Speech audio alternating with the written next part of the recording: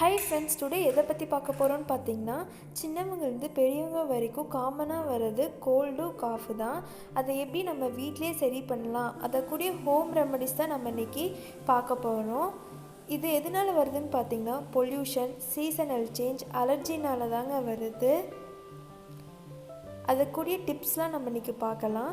First பார்த்திங்கன்னா, நொச்சி தலையில் மஞ்சள் தூள் போட்டு ஆவி பிடிச்சிங்கன்னா தலைவலி, தலைபாரம், மூக்கடைப்பு இதெல்லாம் சரியாயிடும். இது பெரியவங்களுக்கு மட்டும் ஃபாலோ பண்ணுங்கள். அடுத்தது பார்த்திங்கன்னா, மசாலா பாலில் மஞ்சள் தூள், பெப்பர் போட்டு குடிச்சிங்கனாலும் த்ரோட் இன்ஃபெக்ஷன், தொண்டை கரகரப்பு இதெல்லாம் சரியாயிடும். இதே நீங்கள் குட்டீஸ்க்கு கொடுக்குற மாதிரி இருந்துச்சுன்னா பெப்பர் கம்மியாக போட்டு கொடுங்க. ரொம்ப அதிகமாக இருந்தால் அவங்க குடிக்க மாட்டாங்க. தேர்டு பார்த்திங்கன்னா, துளசியில் நீங்கள் ரசம் வச்சு குடிக்கலாம்.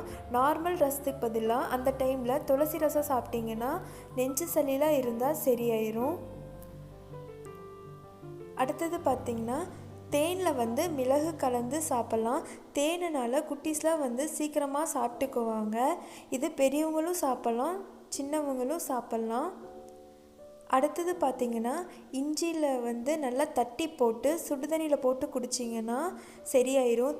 சளி, த்ரோட் இன்ஃபெக்ஷன், நெஞ்சு சளி இதெல்லாம் சரியாயிரும்.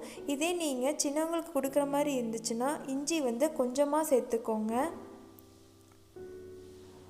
அடுத்தது பார்த்திங்கன்னா, பாலில் தேன் கலந்து சாப்பிட்லாம்.